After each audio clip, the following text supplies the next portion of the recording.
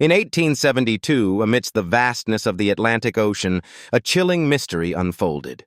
The Mary Celeste, a merchant ship, was discovered adrift, its sails billowing in the wind, but its crew was nowhere to be found. What baffled all who encountered this ghostly vessel was the untouched food on the table, the crew's personal belongings left behind, and the cargo hold brimming with valuable goods. Rumors swirled, theories emerged, but the fate of the crew remained shrouded in enigma. To this day, the story of the Mary Celeste continues to haunt the seas, a maritime enigma that defies explanation.